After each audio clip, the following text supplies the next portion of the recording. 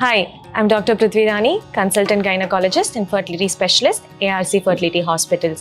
So, మనకి ఈ రోజు వచ్చిన క్వశ్చన్ ఏంటి అంటే ప్రెగ్నెన్సీ వచ్చే ముందు ప్రతి ఒక్కరిలో వచ్చే ప్రెగ్నెన్సీ లక్షణాలు అనేది ఏంటి, మన శరీరం ఎలాగ చూపిస్తుంది అనే దాని మీద మనం మాట్లాడుకోబోతున్నాం.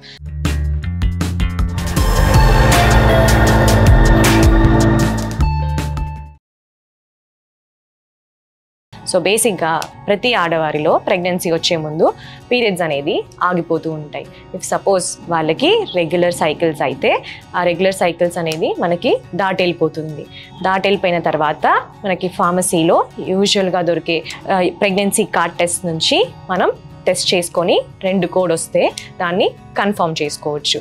ఆ తర్వాత మీరు కన్సల్టెంట్ గైనకాలజిస్ట్ని మీరు కన్సల్ట్ అయితే మీకు స్కాన్ చేసి ప్రెగ్నెన్సీ అనేది కన్ఫర్మ్ చేస్తారు. నెక్స్ట్ మనకి వామిటింగ్ కానీ లేకపోతే వామిటింగ్ సెన్సేషన్ కానీ ఎక్కువగా అనిపిస్తూ ఉంటుంది.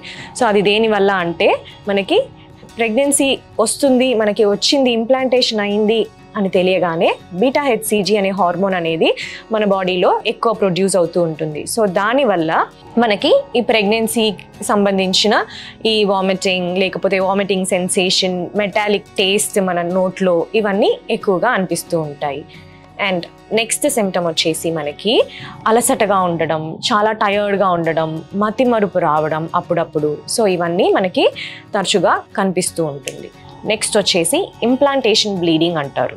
సో అండం మనకి ఇంప్లాంట్ అయింది, అతుక్కునింది మన గర్భసంచిలో అన్నప్పుడు కొంతమందిలో బ్లీడింగ్ అనేది కూడా కనిపిస్తూ ఉంటుంది. సో దానికి భయపడకుండా మీ గైనకాలజిస్ట్ డాక్టర్ని కన్సల్ట్ అయ్యి ఏంటి అనేది చూపించుకోండి.